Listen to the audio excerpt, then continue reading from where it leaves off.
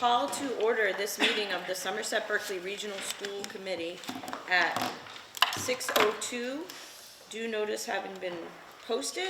Pursuant to the open meeting law, any person may make an audio or video recording of this public meeting or may transmit the meeting through any medium. Attendees are therefore advised that such recordings or transmissions may be made whether perceived or unperceived by those present and are deemed acknowledged and permissible. We'll do a roll call of members present. Mr. Fenstermaker. Here. Ms. Ferreira. Here. Mr. Machado. Here.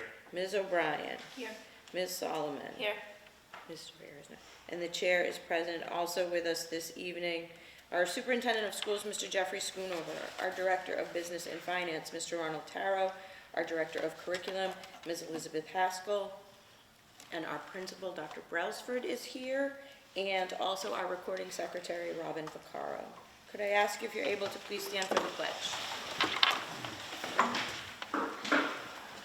I pledge allegiance to the flag of the United States of America and to the republic for which it stands, one nation, under God, indivisible, with liberty and justice for all. Thank you, everyone. The next regularly scheduled meeting of this committee will be on Tuesday, April 23rd, 2024, here in the Somerset Berkley Regional High School Library. The first item on the agenda this evening is our public hearing on the 2024-2025 budget. So I will officially open the public hearing at this time. And I will turn it over to Mr. Taro for the presentation. Sure. So, since the last meeting and since the presentation on the preliminary budget, I did share with the school committee that there was some adjustments made to this budget. That we were able to reduce it by about $109,000, and that'll be reflected throughout the slides. And that was really related to the Somerset Health Group setting the new medical rates for next year was lower than we had put it as a placeholder for the budget, so that was somewhat good news. So I will go through this. There's not a lot of things that were changed. And we'll just kind of go through this slide, see if there's any questions, and I'll be happy to answer them, or Mr. Schoonover will. So, as we mentioned, and I think one of the things we neglected to say, if I didn't, but if I did, I'm going to repeat it anyways. When we developed the budget, both the K budget and this budget, it's a zero-based budget. We start off with a $0 amount.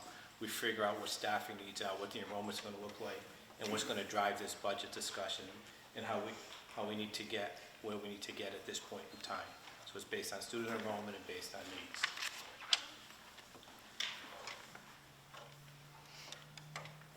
Obviously, the budget is directly in line. That's what drives our budget decisions.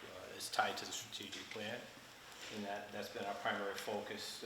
Been my primary focus when I'm developing budgets in the years that I've been doing this. So it's critical that we have this document, we have this information that helps drive and make good decisions.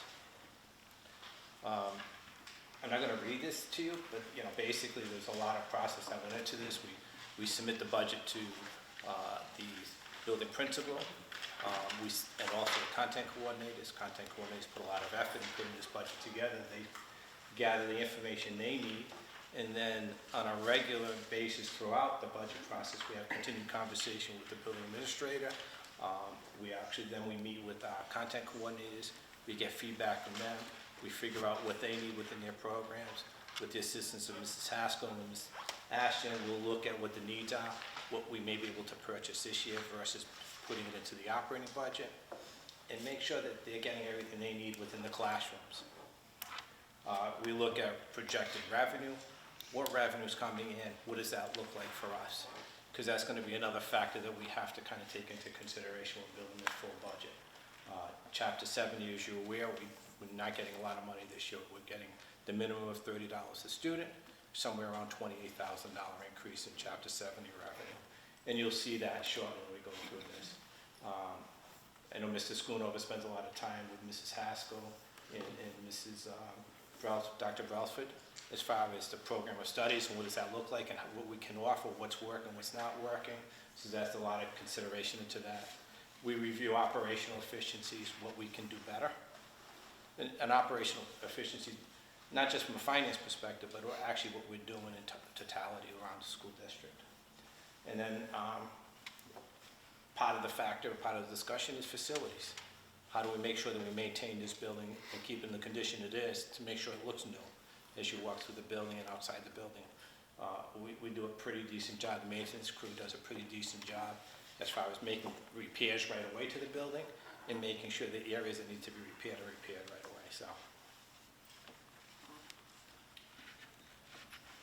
These are just meeting dates that happen throughout the budget cycle. And we have a lot of meetings, but it's good conversation. You don't get a good budget without having conversation. Labor contracts right now, we have custodial contract expired in June, but right now there's a tentative agreement on the table. So we look like we'll be wrapping that contract up, and then we're looking at teacher contracts, paraprofessionals, and CAF workers. That's ongoing right now.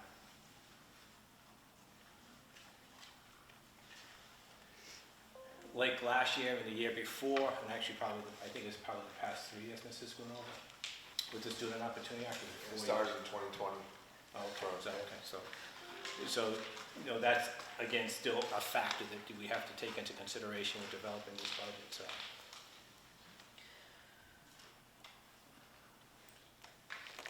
Preliminary budget considerations of, as I said, anticipated revenue, course enrollment and staffing levels, looking at one-time expenditures, as I mentioned, analyzing the impact on school choice, because that's a factor of how many students will be coming into Somerset Berkley Regional School District, how many students are going out, and what does that mean? And then the fiscal impact to the member communities assessment. And then the last one, really, I think we talked a little bit about, is the ESSER funds. The ESSER funds are expiring in September of 2024. The superintendent did a really good job of making sure that we didn't front-load positions, because a lot of communities are having just that problem, is that if you have a budget crunch, you also have to take into consideration what we call the fiscal cliff when grants dry up and there's no more funding for those particular grants. So we're fortunate there's not a lot of positions that are front-loaded with these grants that we have to make up, and it'll be even more challenging during the budget cycle. Just an overview. Total gross budget is $21,624,094. That includes the assessment that's set.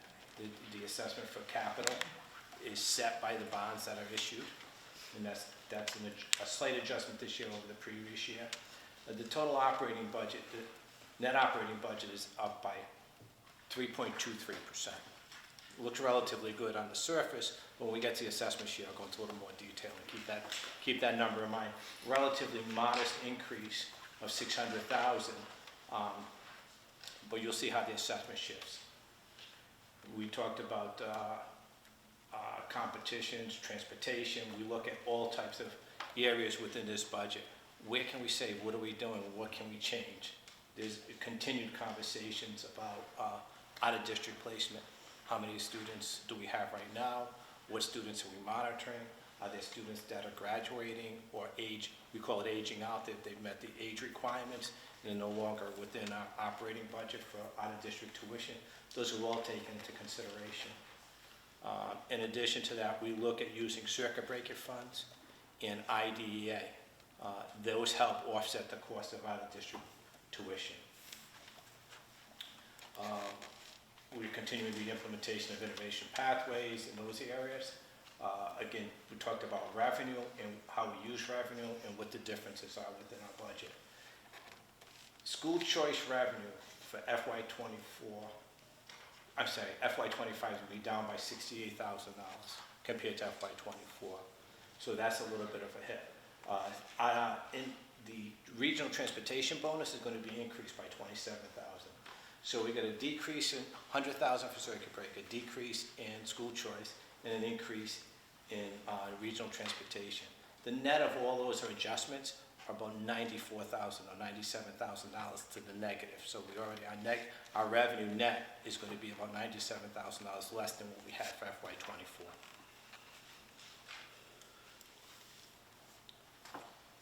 This is just a high level of the operating budget showing the 3.23% of the $603,000 increase. The capital assessment is there as well. In addition to that, let's go back to this right here. There is a slight decrease in the capital assessment And that's just the way the bonds are structured, a little bit less of principal and interest that are reduced over the year. They did a pretty good job when they structured the bonds where it's pretty consistent throughout the year. So $21,000 is a 1% adjustment within the budget. It's not a minor impact to the budget. So they did a nice job blending the debt service payments over the life of the bonds. This is a high-level summary of where we started. I know that when we put this together, the superintendent had asked, what does a level service budget looks like? A level service budget for us would have been 4% increase. Then we had additional staff requests that came from the building request, which was $170,000. So the budget would have been up 4.8% or over $1 million. Going through this budget and looking through the process, there was a decision made to kind of go through this, and some of the positions were reduced because, for various reasons, maybe the position wasn't needed, it wasn't being utilized, or there were others, they were supported in other areas, so that these decisions were made to make these reductions. And then there was related employee expenses associated with that, typically medical insurance and either Medicare contributions, which is 1.45% of the salaries. There was an admin software piece that we eliminated, the superintendent used, we cut that out as well. So the total recommended reduction was $445,000 from the previous budget request. So that's a 2.76% increase over the FY24 fiscal year. Any questions so far? This is just a high-level summary of how out-of-district tuition is trending. And this is basically looking at the uses of funds. As I mentioned, the circuit breaker funds, IDEA funds. The ones in blue are from our operating budget. The ones in red are circuit breaker funds, which is the state funds. And then the IDEA funds are federal funds, which are in green. So basically, you can see that there's some spikes. It was top-heavy with circuit breaker funds back in 2020, FY22. We had an increase in circuit breaker funds. It's going to be leveling off and decreasing. As student population moves out and out-of-district tuition goes down, the circuit breaker funds will be going down as well. Transportation. As you know, we went out to bid for transportation, so there is a significant increase in the regular transportation. We had a slight decrease in the out-of-district transportation, and that was because we were utilizing our vans that we have in district, so we're taking advantage of those vehicles, and they do a great job in district. This particular line item out of district is contracted services line. So this is something that we would hire. Typically would be Fisher Bus under their contract, and in some cases, if they can't service, it may be another third-party vendor providing special ed transportation services. The in-district transportation special ed is really the in-house cost. That's $180,000. It's a $13,000 increase. It's related to keeping an extra van to service the transition program at the high school. So there's a little over $6,000 increased cost associated to that particular line item to support that program. Then the regular yellow buses to and from schools is increased by $123,000. Homeless is just about level. And then the regional transportation bonus is increased by almost $27,000. This is the debt service that I had mentioned, and you can see the decrease of $21,000 over the FY24 approved budget. Again, it's just the nature of the principal and interest payments over the years. The items that are in red, what we use is when they issued the bonds, they received a premium for the bonds. And what we've done is we use those premiums to reduce the debt service payments over the life of the bonds, and that's an appropriate use of those funds. You typically can either pay off the debt or you use them to kind of reduce your annualized payment for principal and interest payments. And that's what that is. You see that every year, so I just wanted to point that out. And then on the right-hand side is just the allocation to the member communities, where Somerset's contribution will be $1.8 million, and Berkley's will be just around $572,000. The percentage allocation that you see, that 75.1% and 24.29%, is a percentage based on projected enrollment next year. And that data is just pulled directly from DESE. DESE provides that data as we do our calculations. And so that is a factor throughout the assessment sheet. And that is based on the October 1st, 2023 enrollment.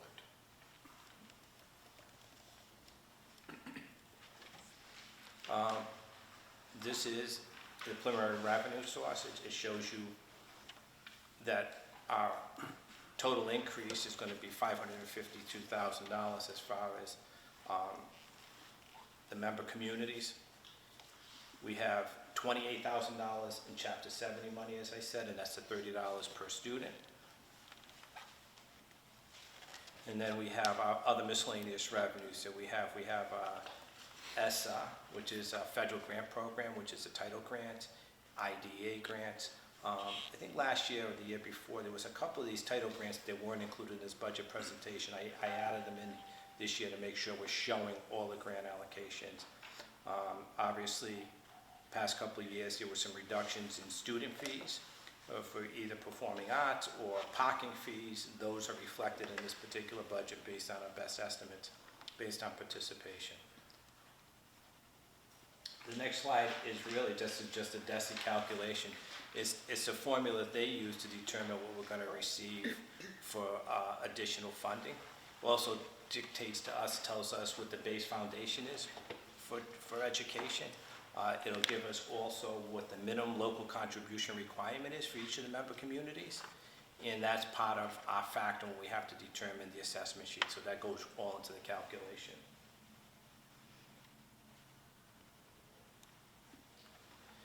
So here's a portion that I was mentioning. This is kind of gives you the foundation budget. It gives you your minimum contribution of $30 if you look. And I'm going to see if I can increase this a little bit so you can see it. So this area right here, does it show? Okay. The minimum aid, which is on the left-hand side, you'll see $28,000. That's that $30 per student that I mentioned. It is an increase in our Chapter 70 funding.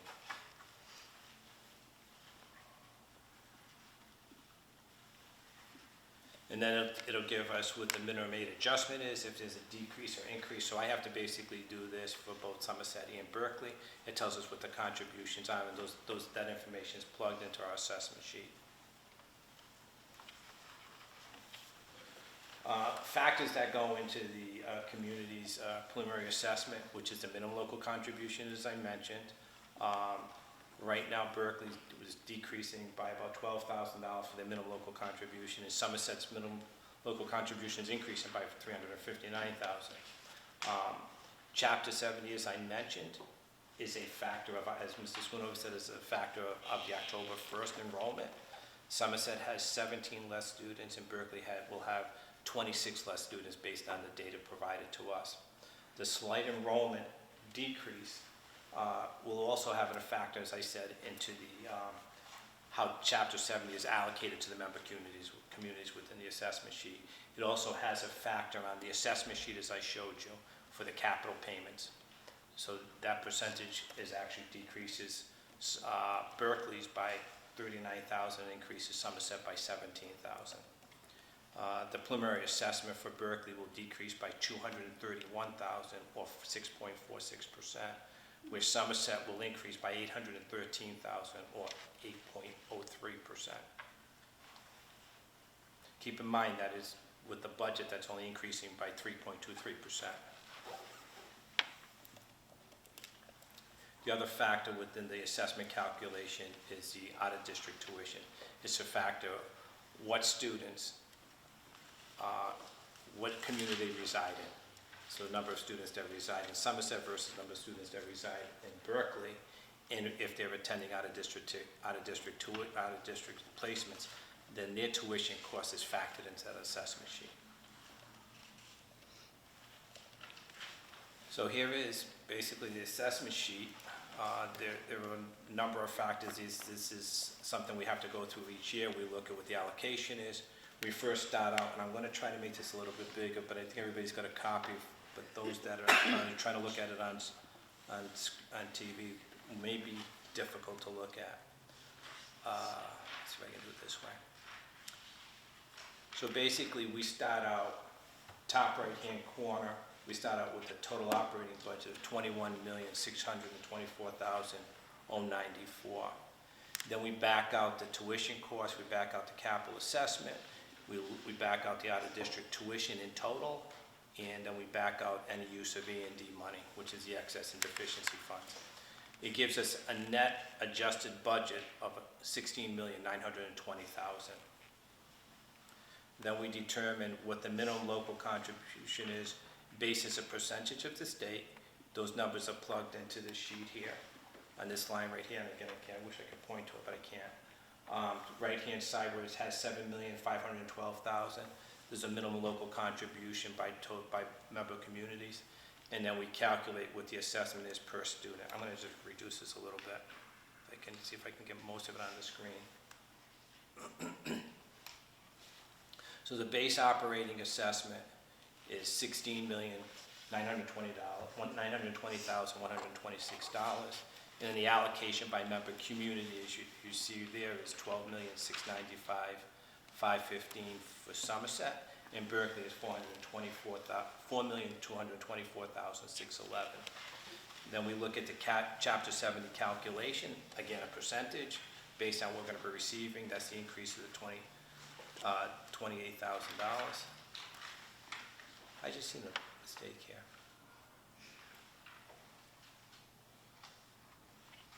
That should be the same number.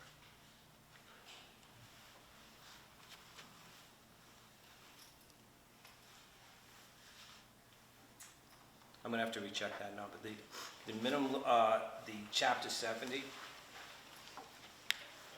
should be up by 28,000, and I have the same number there, and I'm not sure why it's like that.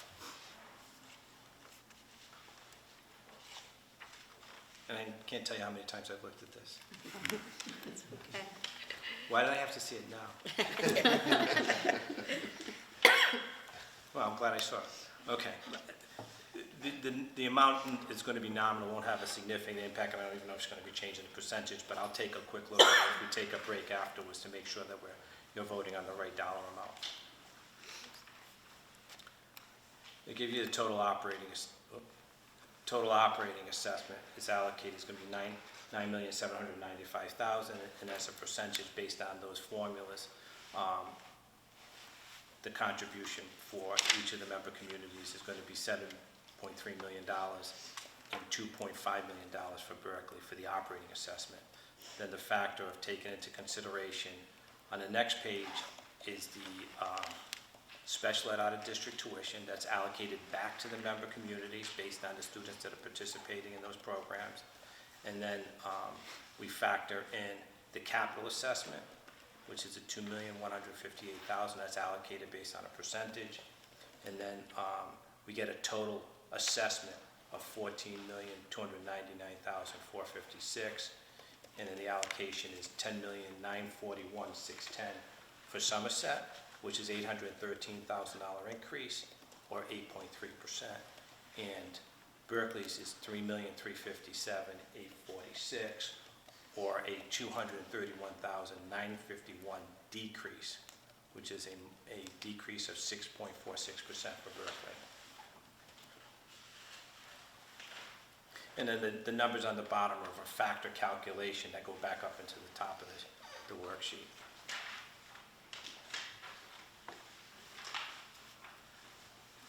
This basically just shows you the net operating budget year over year, the changes from one year to the next. Just shows you that this year, other than FY23, was probably one of the lower years. The next closest one was in FY20 at 3.23%, which is interesting. It's close to the same percentage. This basically just shows the breakdown of the operating budget versus the capital assessment piece by member community as a percentage. Tells you the per pupil expenditure and the increase per member community for the operating assessment. Somerset's per pupil expenditure is going to increase from $11,502 to $12,874. And Berkley's per pupil is going to go from $11,730 to $12,212.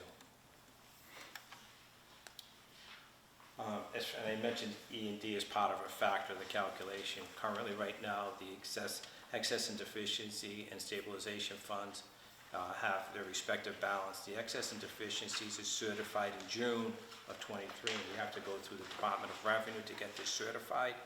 It was certified at $890,923. And currently, right now, the stabilization account has $458,415. The stabilization account could be used for various things and include such things as improvements to the building. This is just a summary of what I talked about. Instead of looking at all those numbers and going cross-eyed, this is basically, we're looking at the net operating budget and the adjustments and what the member communities will be seeing in changes within their contribution and the percentage change. You see a dollar change and percentage change.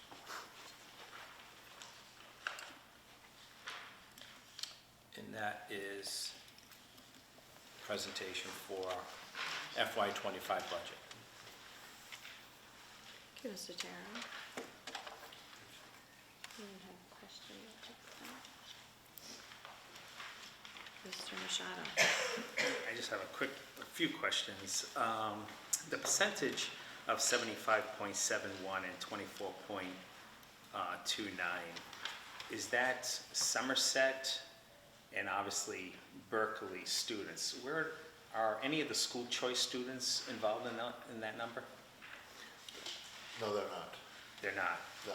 And, which is what I assumed.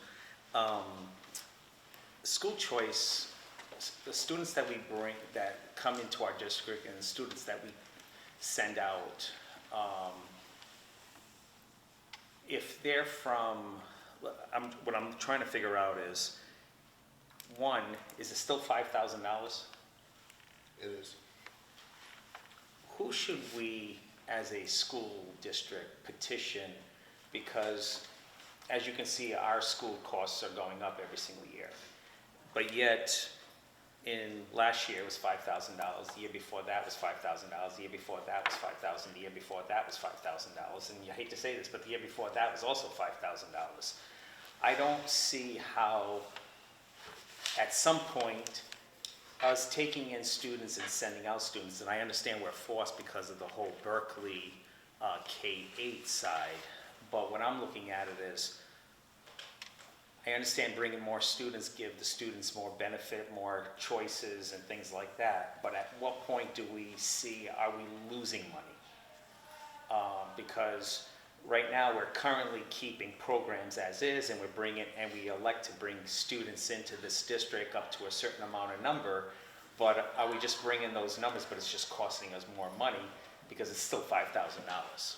So I don't know if this is something that we have to petition to the states, and I know it works both ways. We send out kids and we're paying $5,000, but we could be paying X amount of money. But I'm having a hard time continue to be a school choice, and I know we have no choice but to be a school choice because of our business, our partner.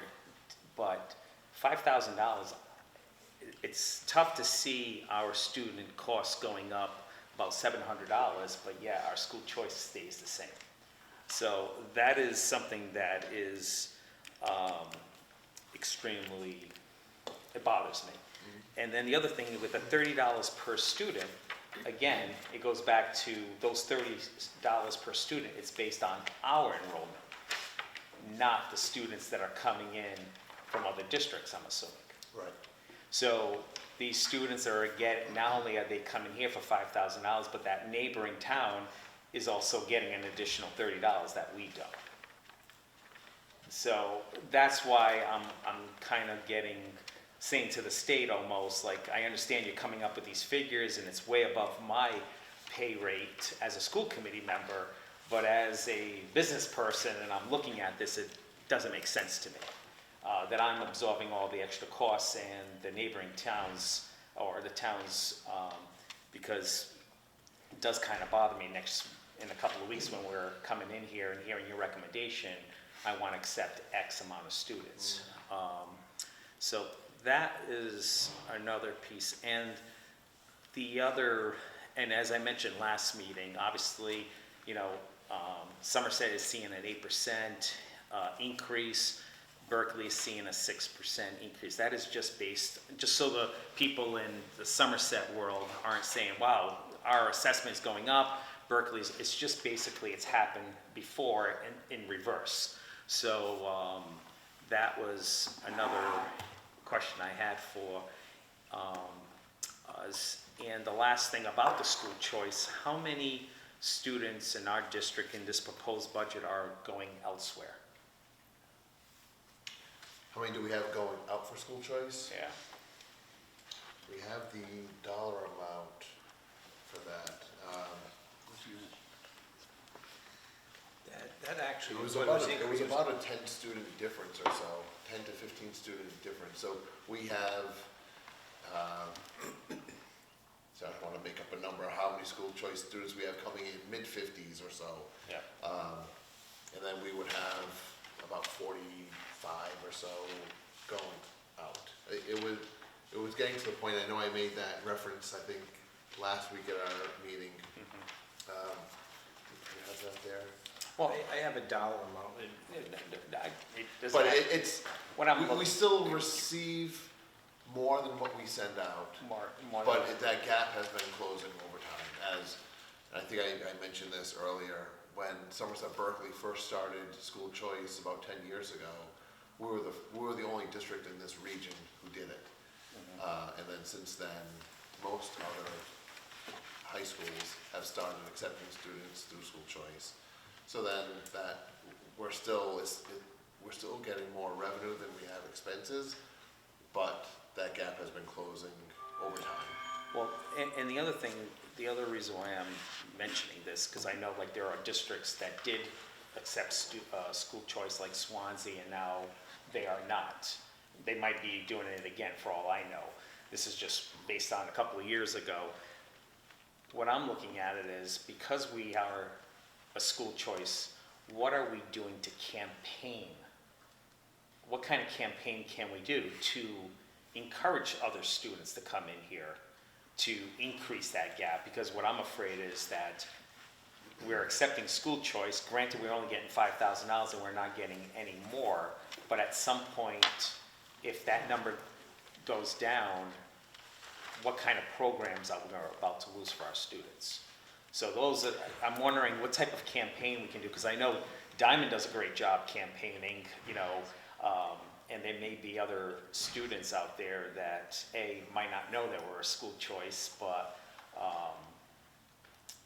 and are we at a point where we may have to start revisit? I know last year we revisited sophomores, we allowed a couple of sophomore classes. Is that something that we're gonna have to do more often, except freshmen and sophomores? Because obviously you don't wanna go juniors and seniors, because they're gonna either be behind or two ahead of our students. So those are my only concerns when I'm looking at this budget. Obviously, transportation is up. There's nothing we really can do about it, and we are making some major cuts in staffing, which also concerns, but I'm sure that you vetted all this through with the administration, so I can approve it as it's been presented. So those are my only comments and questions. Thanks, Mr. Machado. Anyone else? Or Mr. Schoonover? Do you want me to respond to, I mean, I know school choice, as you said, is going to be a topic that we are talking about next month, probably. As we consider and you approve whatever the amount will be for next year. It is something, well, I guess there are several things. So before I get into Somerset Berkley, just generally, a few years ago, DESE sent a memo out to all school districts, letting us know that there is, I think in Mass General Law, a cap on school choice, whether it's the funding or the number of students, but I think it's the funding. And I believe the $5,000 amount is also part of, I'm not sure if it's it's MGL or CMRs, but it's dictated by the state. And I think it's always been $5,000 since its inception. But it's one, because school choice has become so popular in the state, they're reaching the cap for the amount of money that is allocated for school choice, even though it's just the sending and receiving districts who are, or really the sending districts who are paying for it. But there is a statewide cap. And if the enrollment increases much more, then it's going to cause the $5,000 to actually drop a level rather than going up. So I know the state, and that was probably 3 or so years ago, where they were about to hit that threshold. So I am expecting, unless something changes in the legislature, that the $5,000 could begin to go down. For some students who receive special education services, we do receive more than $5,000, but generally speaking, it is $5,000 per student. As for Somerset Berkley, we have about 950 students currently enrolled, which is the lowest number that we've had. We've been fortunate to always historically been between 1,000, 1,050, but we're at 950 today, and we talked last time, we expect to have next year's 9th grade class, maybe 200 students, including about 15 or so school choice students. So it's going to be our smallest freshman class. It's going to be about 30 students smaller than our exiting seniors. So next year, unless some other major shift in population occurs, the high school will probably have about 920 students. So now we're getting to the point where we do have the seats available.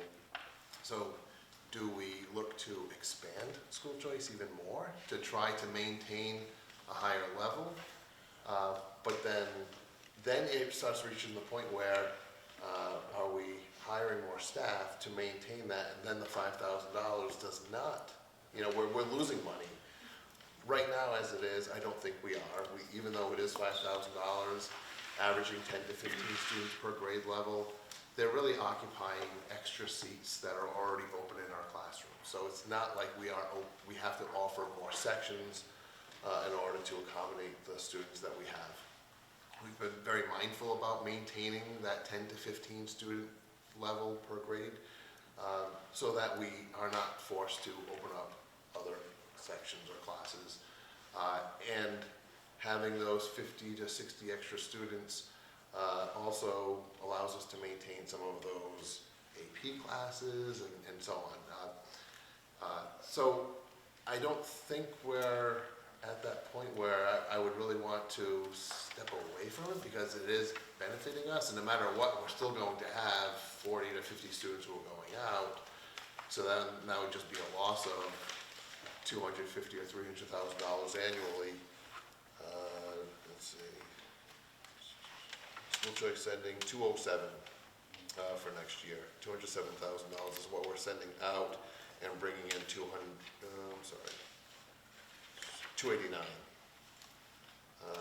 So it is, what's that, $82,000 difference between the two. But anyway, that's where we are right now with school choice. So, but we are. It is going to be interesting how we approach this next year. Dr. Pelser and I need to sit and figure out what our plan is for next year's freshman class. Do we want to go above that? But then once you start going too high, I don't think school choice students, I don't think we should have more than 10 or 15% of a class being school choice, because at that point you probably are adding more sections than what you would actually need if you didn't have them at all. Your last comment about the staff, so there were 6.2 staff identified here, and I just want, we had a couple of paraprofessionals that have been unfilled all year. They're still vacant. They haven't, we've talked about the library paraprofessional being unfilled, so that there is a need that's there. But we haven't filled them, and we really haven't lost any services as a result of that. We have a retirement we have a couple of retirements, but one of them would not be filled. One of our instructional staff positions, as Mr. Tara mentioned earlier, about not using a lot of our ESSER funds for staffing. We did have a PE health teacher who was funded through ESSER for the past 2 or 3 years.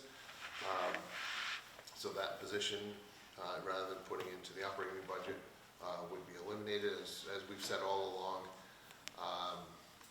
There is a .2 that's on there for the support staff professional. That's really a correction. That's an occupational therapist assistant, where currently there's a .2 of that person's workload is in this district, and the rest is in Somerset. The need isn't here, so it's just being really shifted. And another elimination is the second nurse at the high school, as I mentioned last week. And that was really looking at our numbers, our visit logs to the health office, and seeing an average of 20 to 25 students per day. We just didn't think that warranted having 2 full-time nurses to do that. So I think that's a quick summary of the positions that are identified up there. Another question?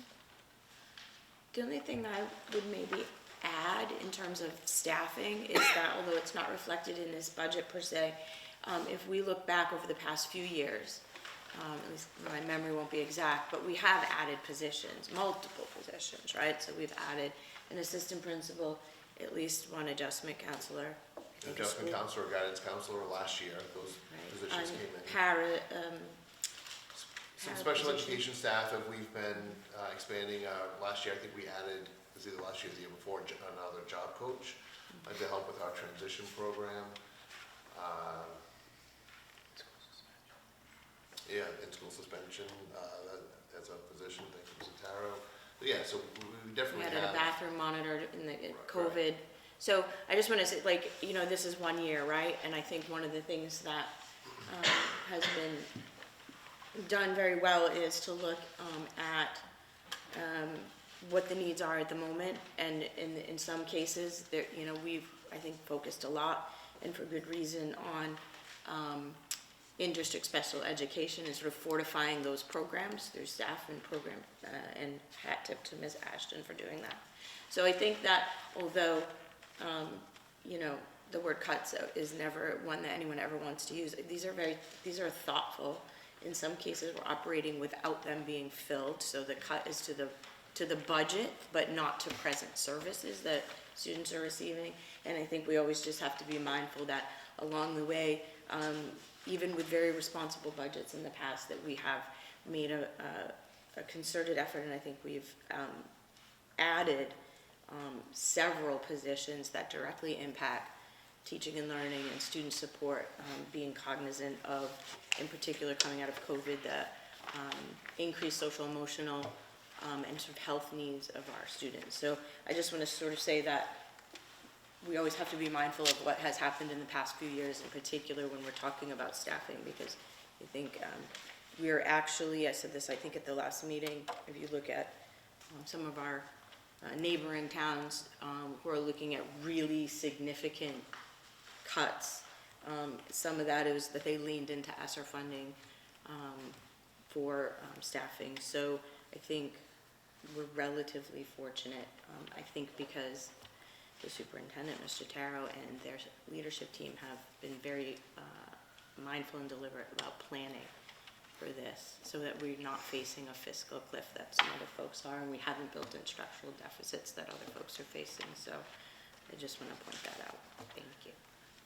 And to Mr. Machado's comment about, I don't know, maybe selling ourselves, or, like some other schools do. And when I say that, I can hear Mr. Pierce talking about that. He was talking about that 8 years ago. How just the market, the competition is just growing all the time. And right now, really affecting us, we have an expanding Bristol Aggie, an expanding Bristol Plymouth, an expanding Diamond. And as those schools open up more seats to our students from Somerset and Berkley, that's just going to further decrease our enrollment as the Somerset Public Schools enrollment is already decreasing.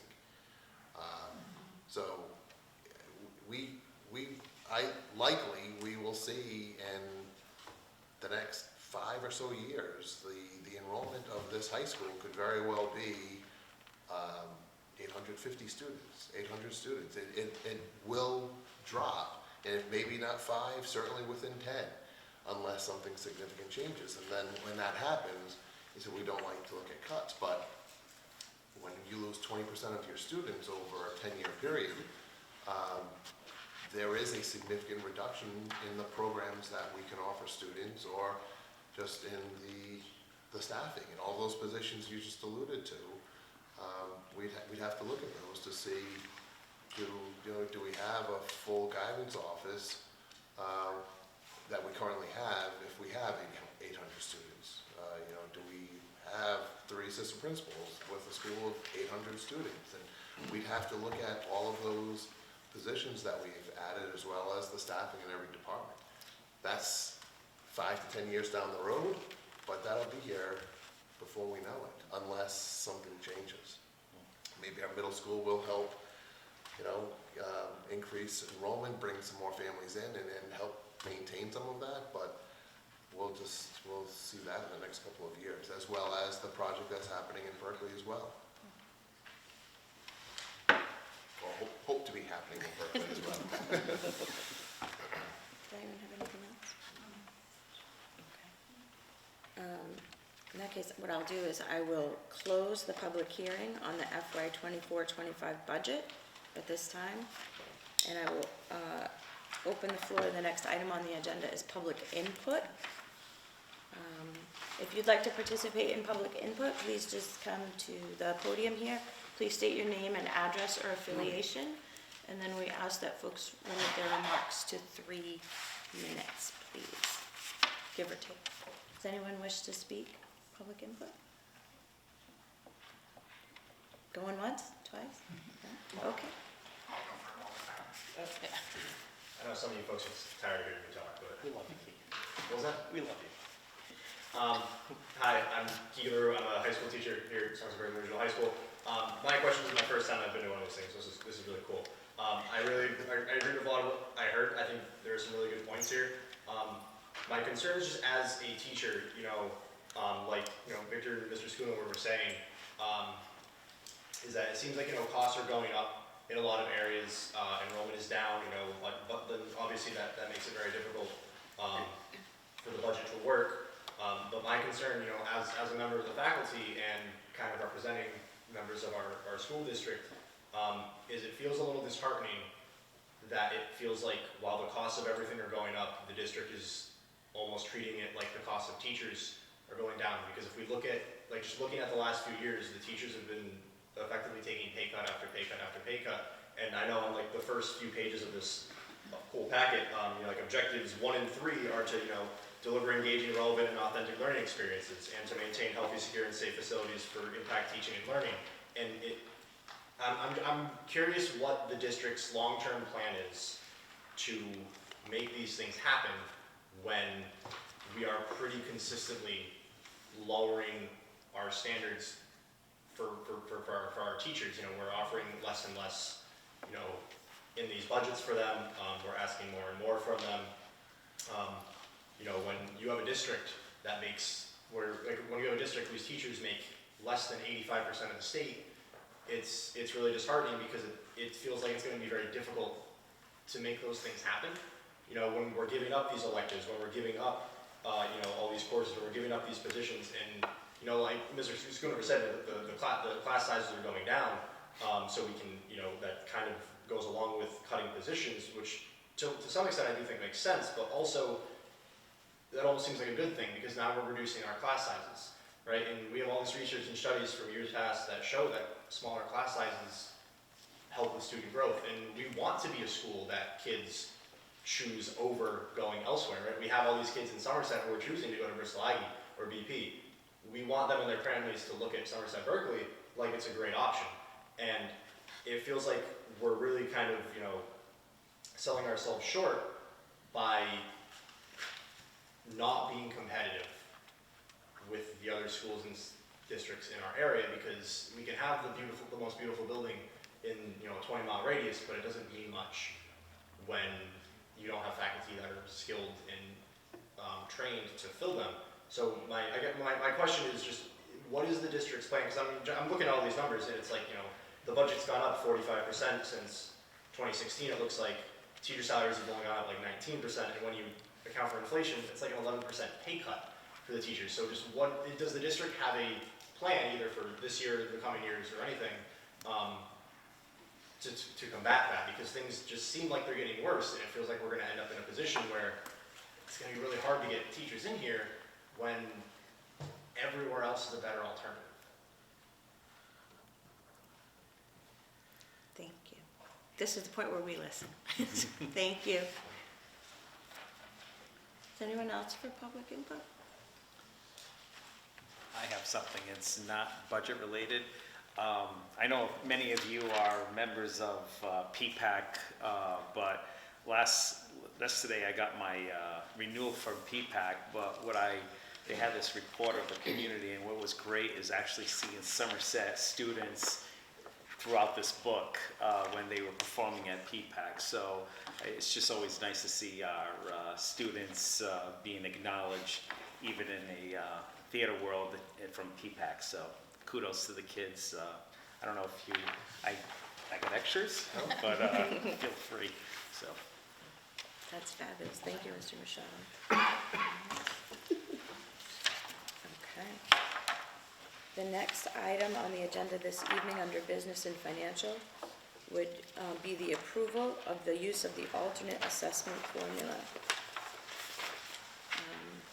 So just to clarify, the alternate assessment formula is the formula that is codified in the revised regional agreement, as opposed to the standard state formula. I think everybody has the information on that. And this is something that we vote each year. So I would entertain a motion to use the alternate assessment formula as indicated in the revised regional agreement for the 2024-2025 budget assessment. So moved. Second? We have a motion by Mr. Machado and seconded by Mr. Fenstermaker. Is there any discussion? Hearing none. All those in favor? Aye. Opposed? So voted. Thank you, everyone. Mr. Taro, you indicated a question during your presentation about the, I think it was line 22. Yes, if you give me a minute, I'm actually just taking a look at that right now We to can see. give you all a minute to need.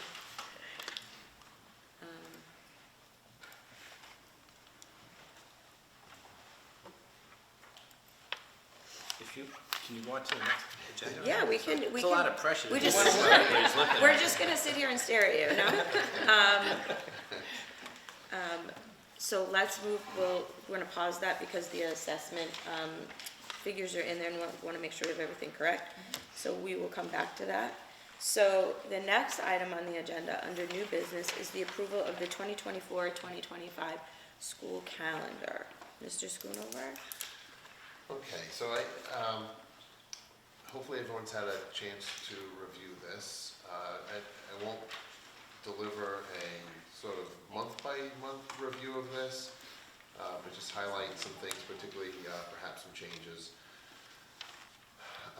So first of all, the first 2 professional days of the school year, as we've been doing fairly historically now, would be the Monday and Tuesday before Labor Day.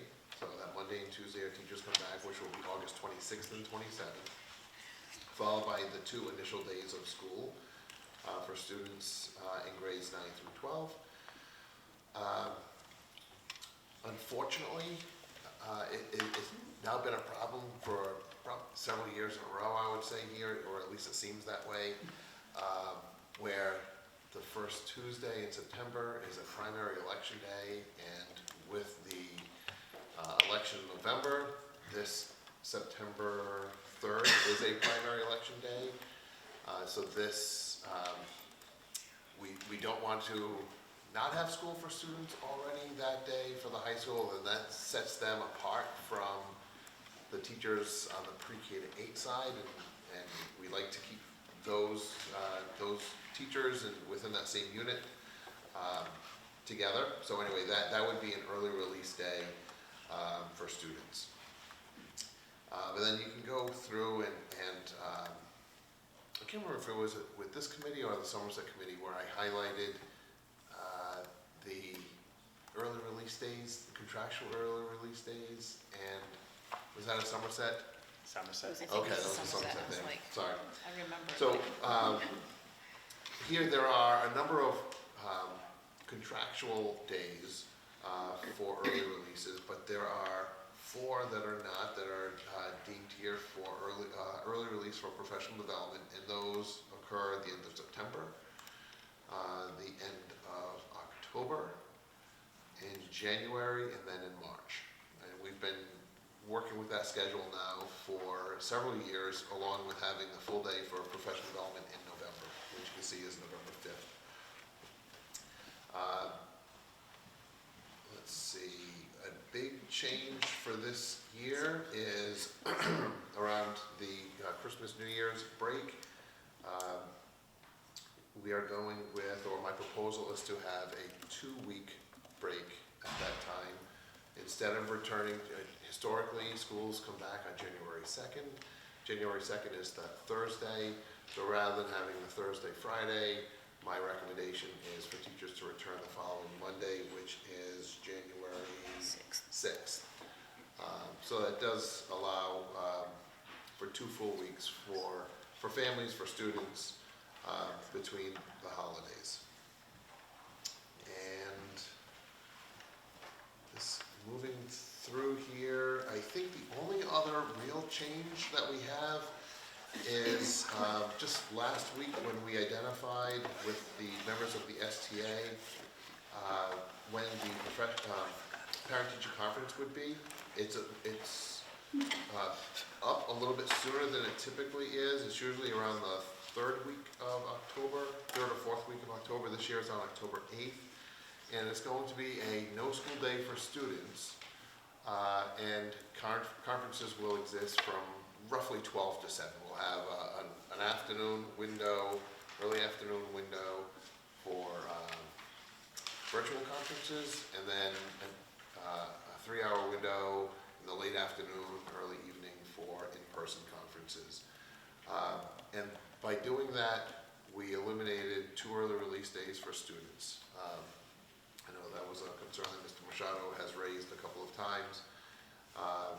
Eliminates the need, like this year we had an early release day the day of conferences, and then the Friday of that same week after the conferences for the teachers' time that they had at night. So I think that's going to be a positive move there. For our teachers, we're not trying to cram everything in one day, teaching students followed by 6 hours of parent-teacher conferences after that. It also creates more fluid environment for our students, not having to break it up with 2 early release days. With that, the last day of school would be on the 180th day of school for students would be June 18th. 5 snow days would bring us out to June 26th, and graduation would be on June 6th. Does anyone have any questions or comments? My comments usually, have you shared this with the STA and other? When I've shared highlights of it with them, but until it has a school committee approval, it does not go out broadly. Broadly, okay. Obviously, June 19th, federal holiday, one that I completely support, but obviously that date always causes an issue because of where it falls in the month of June. My only concern about having the 2 weeks vacation, and obviously I think it's great for the students to be off for 2 weeks, probably parents maybe, big maybe, but I'm just wondering, I think because the school year is falling on the 18th of June, we do have enough days for the snow, but I'm just wondering if that's going to interrupt the school year largely because they're going to be out for 2 weeks. That would be my only concern. Because I know when students have a week off and they come back, they're pretty much useless the first couple of days.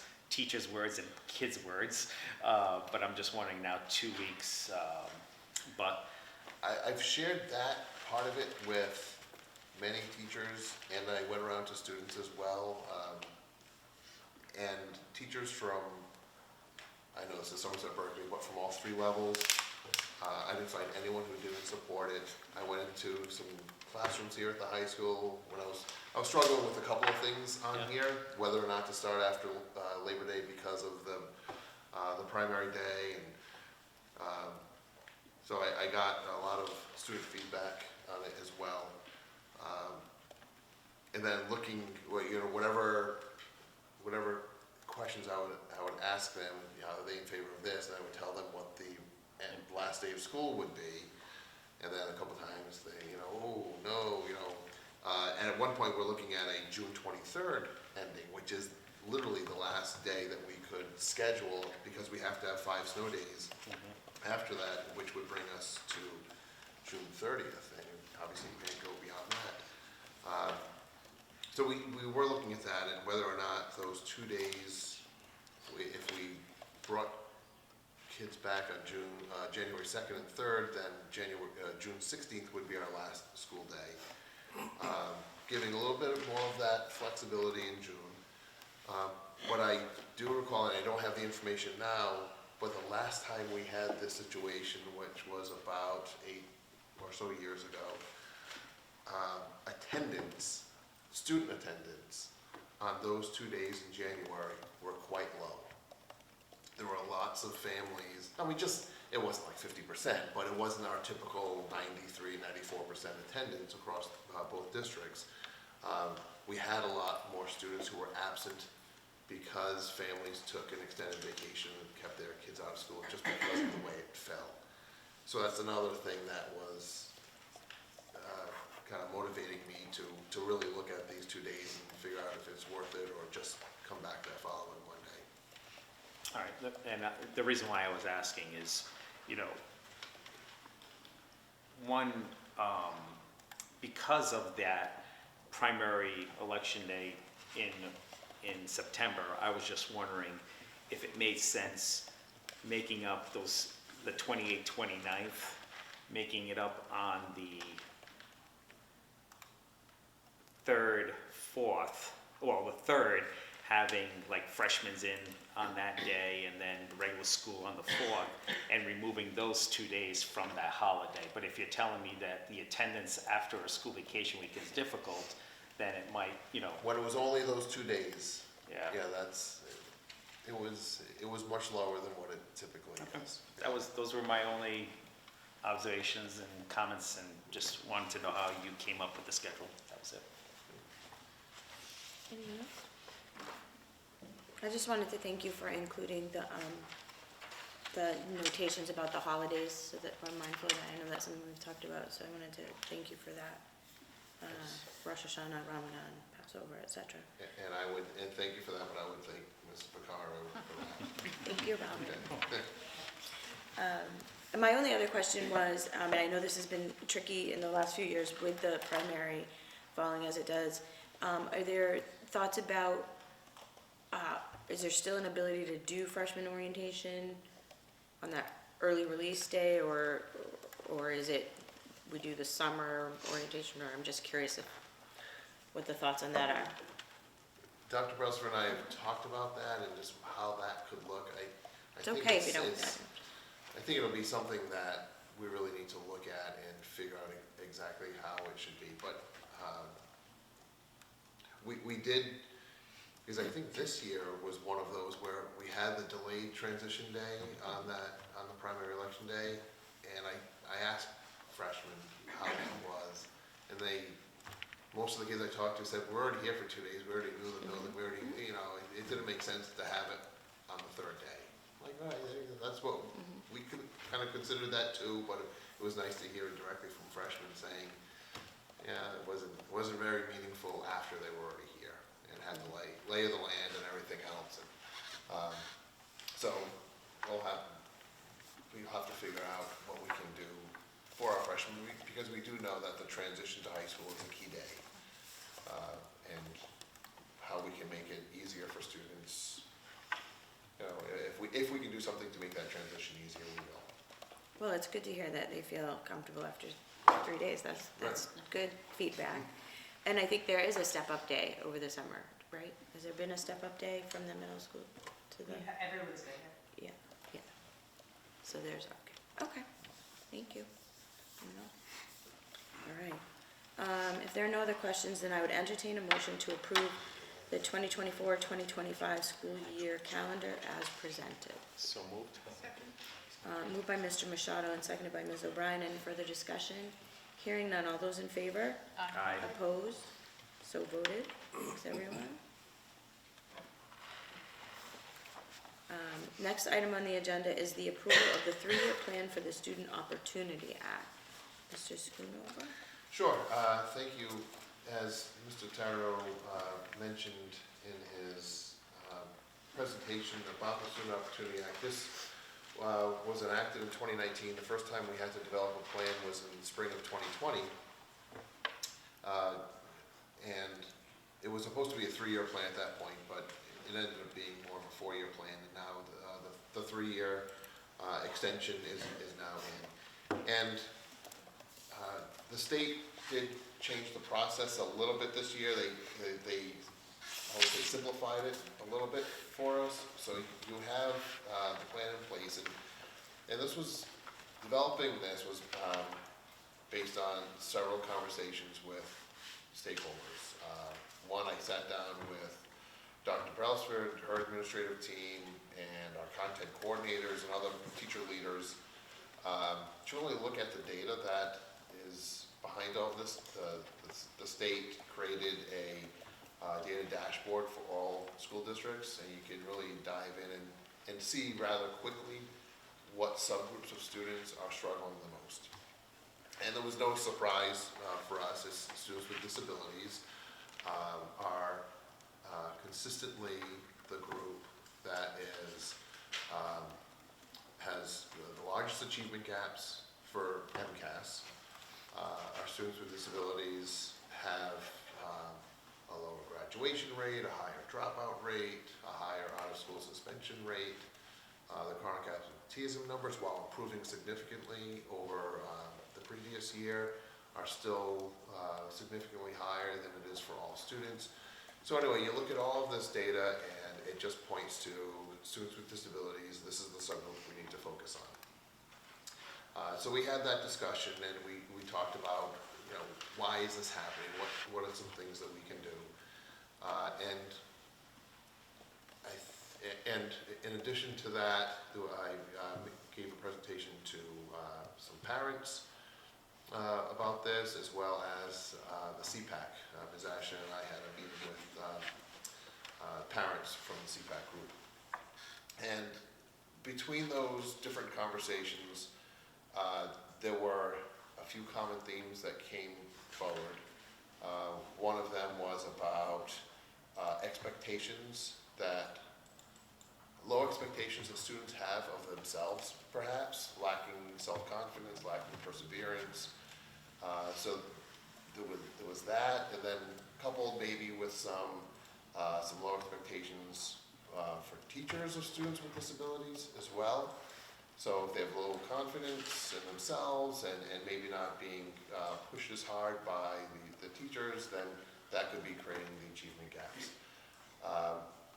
There was also a discussion about the SST process, the student support team process that's happening here, and really the focus historically has been on social or emotional, and maybe not as much on the academic needs that students have. So you'll see in the plan here, a couple of the key things that we're going to be focusing on are implementing high leverage practices in really in all of our classrooms, because if it benefits a student with an IEP, it's going to benefit a student without an IEP as well. but focusing on those high leverage instructional practices, but with a particular lens on classrooms that have the integrated inclusive classrooms with students with IEPs, as well as looking at our MTSS structure, the multi-tiered system of supports, and really putting more of a focus on academics, and so really developing the plan, and then once the plan's developed, how do we implement that, and then what resources will we need? So those are going to be the two key pieces that are identified in this plan. And then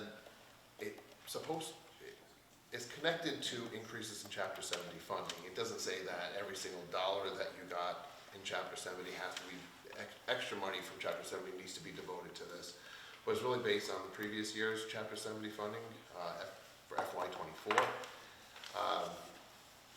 And just identifying, what can we either add to our existing staff, or whether it's professional development, or how are we going to support those two evidence-based programs? And one of them you'll see is really maintaining the reading specialist position. So that was a position that we added not too long ago. So we're going to maintain the funds, and that was in the original SOA plan as well.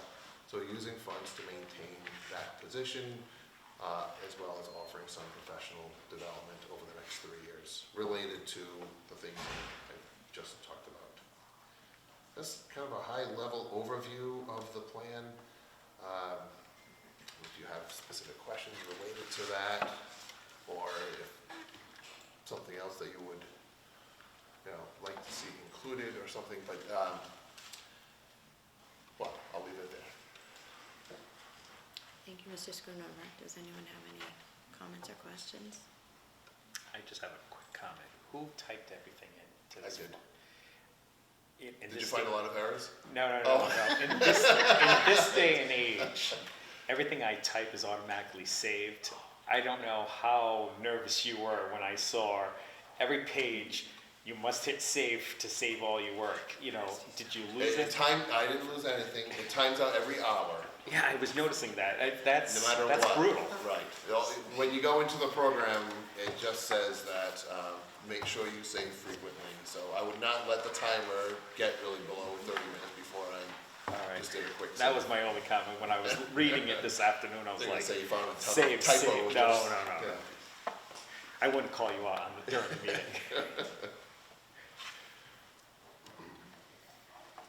Okay, if there are, thank you we can see how much fun that submitting that document was. Fortunately, we had a really rainy Saturday this past weekend.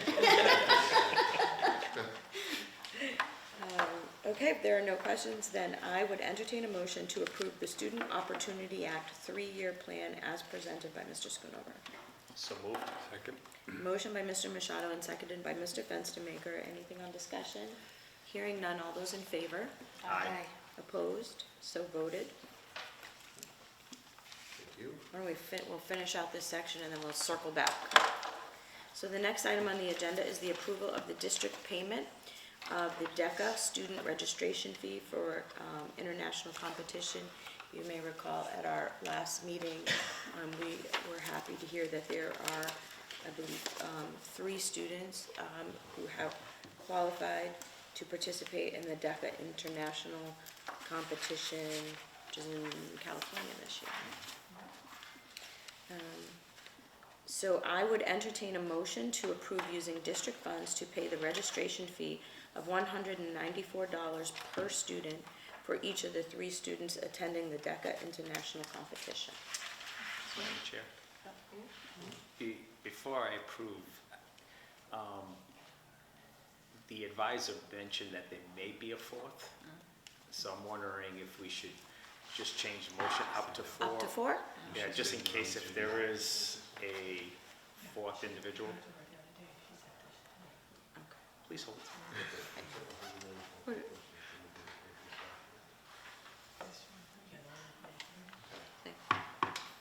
I was just looking in our folder, there is an invoice for the registration, and it's for it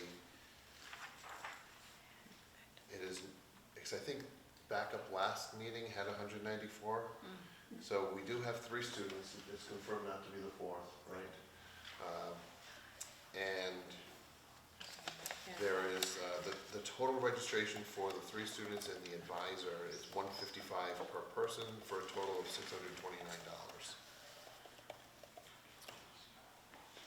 So So with why that, don't we amend that motion? so with that, I'll make a motion that we approve the Massachusetts DECA ICDC invoice for $629 for the registration fees for 1 advisor and 3 student competitor.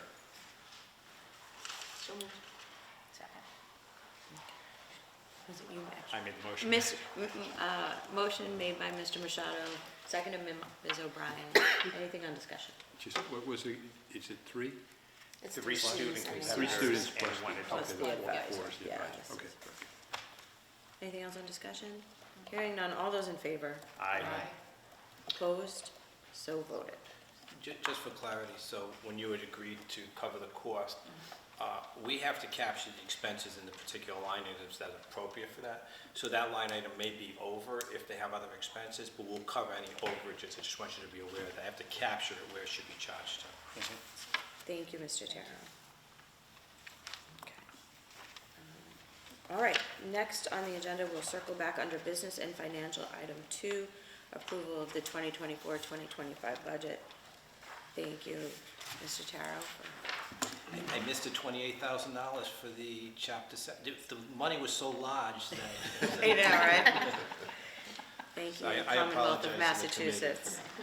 So, okay, so you have in front of you the revised numbers, so give folks a minute to look at that. I would entertain a motion to approve the 2024-2025 gross operating budget in the amount of $21,624,094 with a net operating budget of $19,265,925. The total operating assessment is $12,112,637, of which $9,286,039 is assessed to the town of Somerset, and $2,826,598 is assessed to the town of Berkley. A separate capital assessment in the amount of $2,158,169 will be assessed as follows: $1,633,881 to Somerset, and $524,288 to Berkley. The total assessment to the towns of Somerset and Berkley being $14,270,806, of which $10,919,920 will be assessed to the town of Somerset, and $3,350,886 will be assessed to Berkley. So moved. Motion by Mr. Machado, seconded by Ms. Ferrera. Anything on discussion? Hearing none, all those in favor? Aye. Opposed? So voted.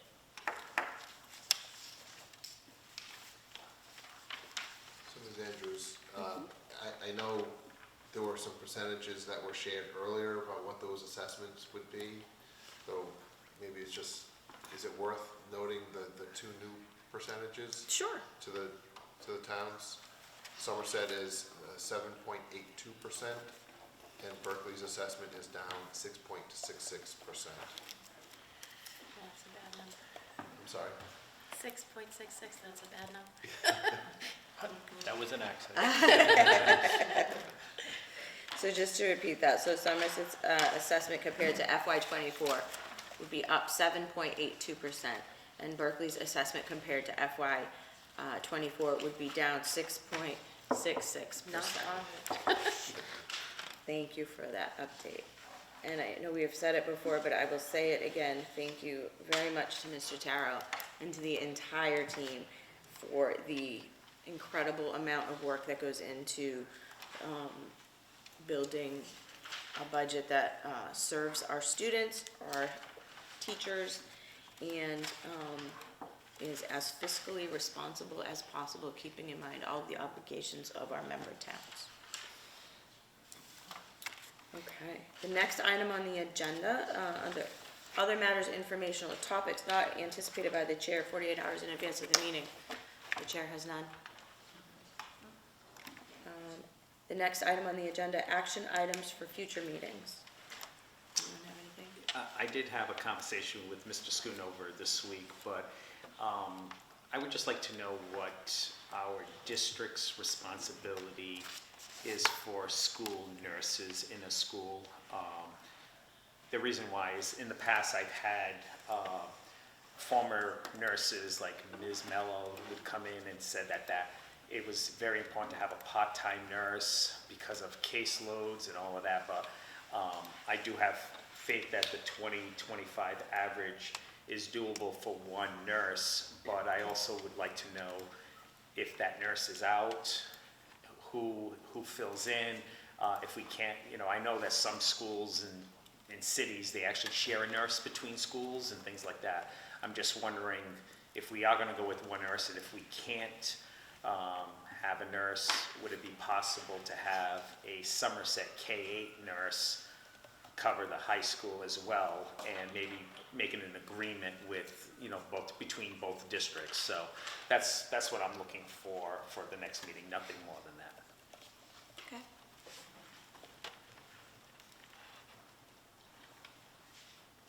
Anyone have anything else? Okay. In that case, then, I would entertain a motion pursuant to Massachusetts General Laws, Chapter 30A, Section 21A3, to discuss strategy with respect to collective bargaining or litigation if an open meeting may have a detrimental effect on the bargaining or litigating position of the public body and the chair so declares. American Federation of State, County, and Municipal Employees, ASME, Custodian, Cafeteria, and Paraprofessional Units, Custodian Memorandum of Agreement, and Somerset Teachers Association. And the committee will return to open session. Do I have a motion? So moved. Motion by Mr. Machado and seconded by Ms. Ferrera. Anything on discussion? We'll do a roll call of members, please. Mr. Fenstermaker? Aye. Ms. Ferrera? Aye. Mr. Machado? Aye. Ms. O'Brien? Aye. Ms. Solomon? Aye. And the chair votes aye. And again, I'll reiterate, we will return to open session. Return to open session, and the next item on the agenda is the approval of the memorandum of agreement with the custodian unit for the period of July 1st, is that right, 2023? Okay, sorry, through June 30th, 2026. Motion by Ms. Ferrera and seconded by Ms. O'Brien. All those in favor? Aye. Opposed? So voted. And I see nothing else on the agenda, so I would entertain a motion to adjourn. Second. Motion by Ms. Ferrera and seconded by Ms. Solomon. All those in favor? Aye. Opposed? So voted. Thanks, everyone. Have a great evening.